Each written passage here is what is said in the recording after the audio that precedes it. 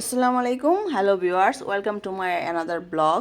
তো আজকে বাবার বাড়ি যাচ্ছি নরসিংদী, এই যে ট্রেনে করে আব্বুর সাথে যাচ্ছি আমি আর আমার মেয়ে। এখানে এখন আমরা ঝালমুড়ি খাবো। এটা হচ্ছে চানাচুর মাখা। ট্রেনের এই চানাচুর মাখাটা খুবই ফেভারেট আমার।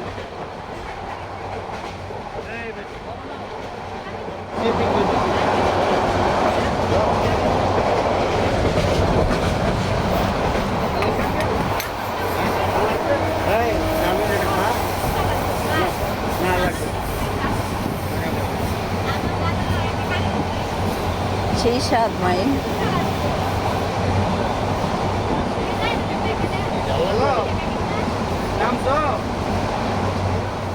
এখন বাসায় চলে আসলাম, আস্তে আস্তে লাঞ্চের টাইম হয়ে গিয়েছে। এই যে আম্মুর হাতে সাজনার ডাল, এটা আমার খুবই ফেভারেট। এই যে রাইস কুকারে ভাত, আম্মুরা সবসময় রাইস কুকারে ভাত রান্না করে। এটা হচ্ছে রাজহাঁসের মাংস, অনেকগুলো রাজহাঁসের মাংস আম্মু রান্না করেছে। আমরা সবাই অলরেডি খাওয়া শুরু করে দিয়েছি। আমার মেয়ের এটা খুবই পছন্দ। তো আমার মেয়ে অলরেডি খেতে বসে গিয়েছে। আর এটা হচ্ছে আমার আম্মুর হাতে ছোটো মাছের চচ্চড়ি আলু দিয়ে। এটা আমার এত পছন্দের খাবার। আর এটা হচ্ছে ভুড়ি, গরুর ভুড়ি, এটা কাঁকরোল ভাজা। তো আমি এখন শুরু করে দিয়েছি খাবার। আম্মুকে বলেছি সব কিছু টেবিলে হাঁড়ি পাতিল সহ দিয়ে দাও, আমি এখন খাবো। তো প্রথমে স্টার্ট করছি এই যে এই ছোটো মাছের চচ্চড়ি। এটা খুবই মজা, লেবু দিয়ে চিপে তারপরে মেখে মেখে খেতে আমার খুব ফেভারিট এটা। তা আমি বাড়িতে আসলে আমার আম্মু এটা আমার জন্য রেডি করে। তা আম্মুর হাতের এটা খুব মজা হয়, আম্মু অনেক পেঁয়াজ দিয়ে এটা রান্না করে। এখন নিয়ে নিচ্ছি হাঁসের মাংস, একদম জায়ান্ট হাঁস ছিল এটা।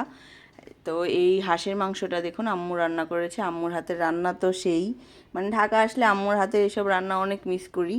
তো হাঁসের মাংসটা এই যে খাচ্ছি, অনেকগুলা পিস নিয়ে নিলাম, আরও খাবো। এখন আমি পরিশেষে ভুড়িটা খেয়ে ফেলেছি, সেটা শ্যুট করা হয়নি। এখন এই যে সাজনার ডাল খাচ্ছি। সাজনার ডাল আমার মেয়েরও অনেক পছন্দ, আমারও পছন্দ।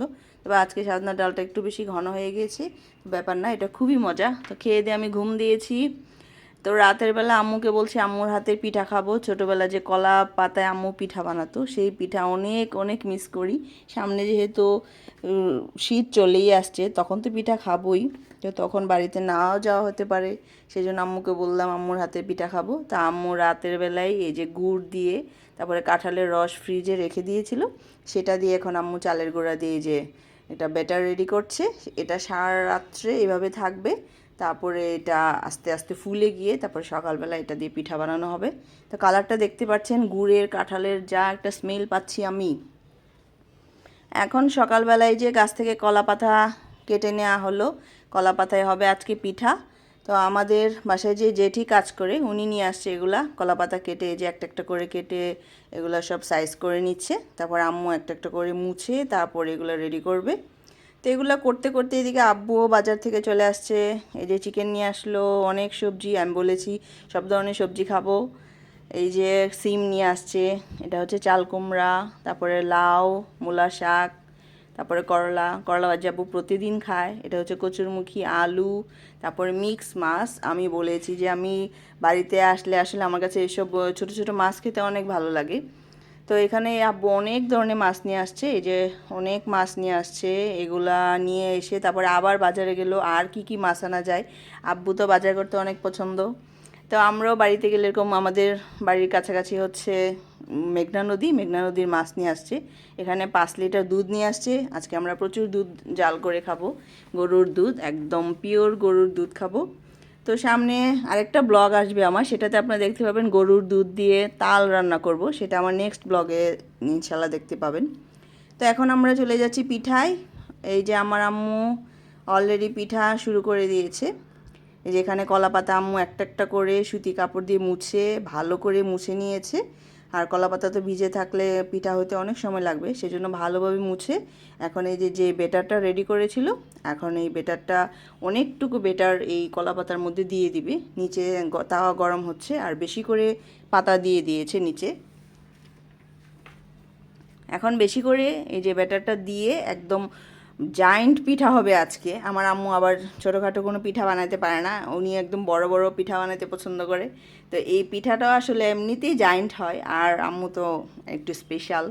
তো এই যে কাচের ডাকনা উপরে দিয়ে দেওয়া হলো, উপরে জাস্ট একটা পাতাই দিতে হয় কারণ উপরে তো আর হিট আসে না, নিচে হিট।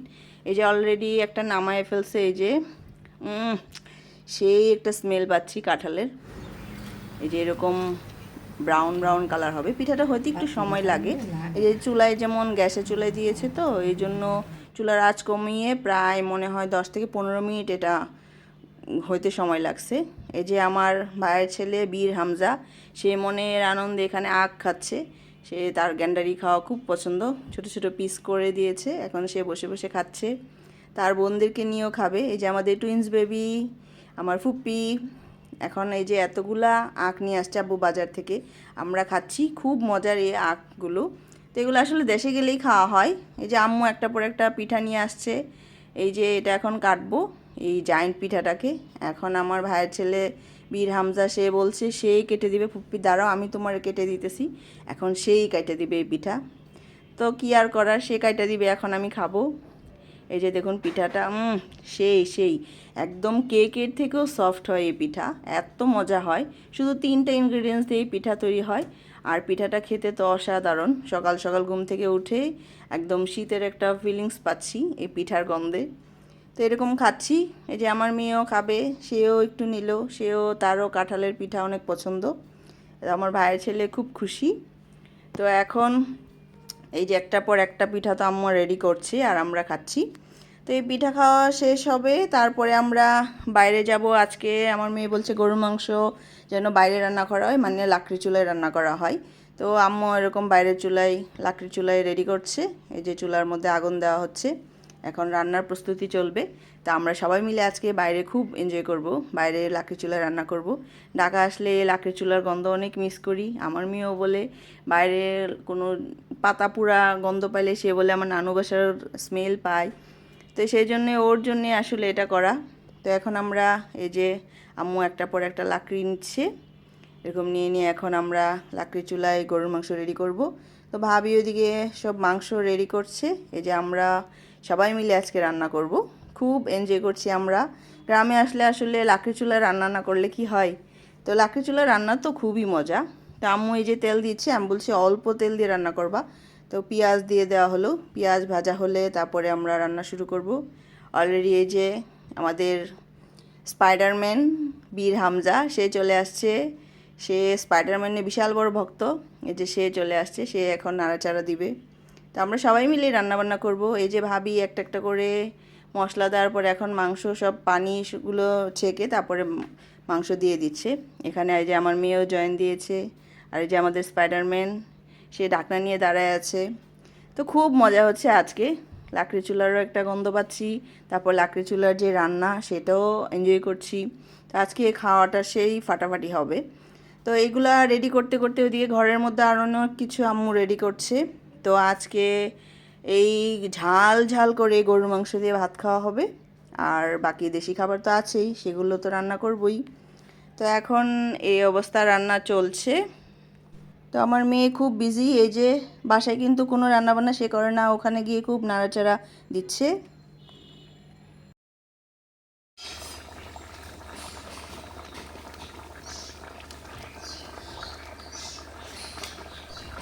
তো এই যে ঘরের মধ্যে এই যে মূলা শাক রেডি করা হচ্ছে, আমাদের যেই কাজ করে জেঠি উনি সব রেডি করে দিচ্ছে। এই যে অলরেডি আম্মু এখানে ছোট মাছ, কাচকি মাছ রান্না করেছে। এটা আমার পাশের বাসায় আমার ভাবি দিয়ে গিয়েছে আমার জন্য শুটকির বড়া।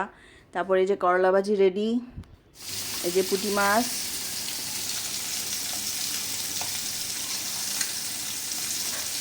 এই পুঁটি মাছগুলো আমার খুব পছন্দ, তো এগুলো আম্মু ভেজে দিচ্ছে আর আমি এখানে দাঁড়িয়ে দাঁড়িয়ে খাচ্ছি।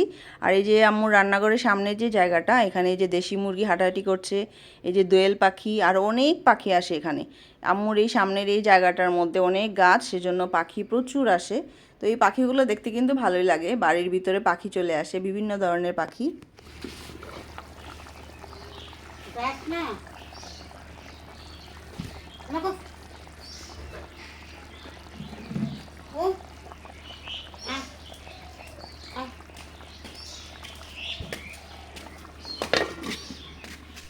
তো ঘরের মধ্যে পুঁটি মাছ খেতে খেতে বাইরেও চলে আসলাম, দেখলাম বাইরের রান্না কী অবস্থা। তো হচ্ছে একটা পর একটা লাকড়ি দেওয়া হচ্ছে, পোড়ানো হচ্ছে, আর এখানে মাংস আস্তে আস্তে সিদ্ধ হচ্ছে।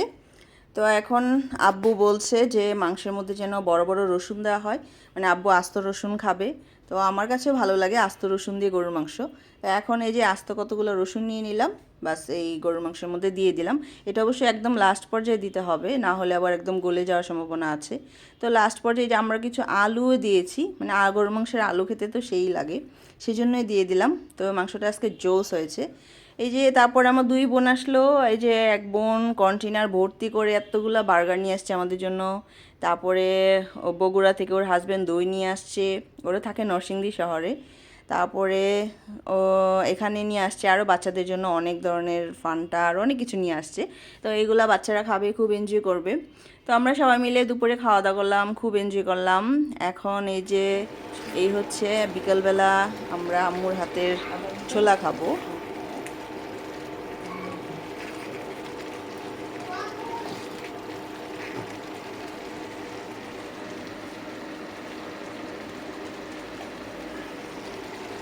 তো আম্মুর হাতে ছোলা আর হচ্ছে পেঁয়াজু, এটা হচ্ছে আমাদের মানে এত পছন্দের খাবার। মানে আমরা ভাই বোনরা আম্মুর হাতের এই পেঁয়াজু আর ছোলা হলে আমাদের আর কিছু লাগে না। তো এখানে গরম গরম পেঁয়াজু ভাজা হচ্ছে। আর রাতে আমাদের ডিনারে ছিল এই যে বাটার চিকেন। আমরা সবাই বাটার চিকেন দিয়ে খাবো। আর আমার এক বোন, মেজো বোন, যে সে এখানে নান রুটি অবশ্য আগে থেকে রেডি করে রেখেছে। এই যে নান রুটি অলরেডি, এই যে নান রুটির ডো অলরেডি রেডি হচ্ছে। তো একে একে আমার বোন এই যে রুটি থেকে নিয়ে আসছে, আমরা খুব এনজয় করছি। বাচ্চারাও খেয়ে দিয়ে এখন এখানে খেলাধুলা করছে।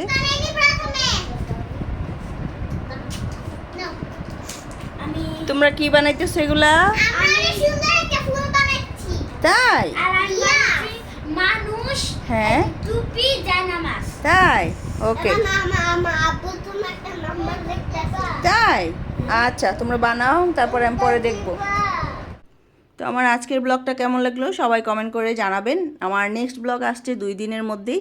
বাবার বাড়িতে আরও অনেক কিছু খেয়েছি, সেগুলো আপনাদের সাথে শেয়ার করব। তো আপনারা বেশি বেশি করে আমার ভিডিওটা শেয়ার করে দিবেন, ভালো লেগে থাকলে কমেন্ট করে জানাবেন। সবাই ভালো থাকবেন, আল্লাহ হাফেজ।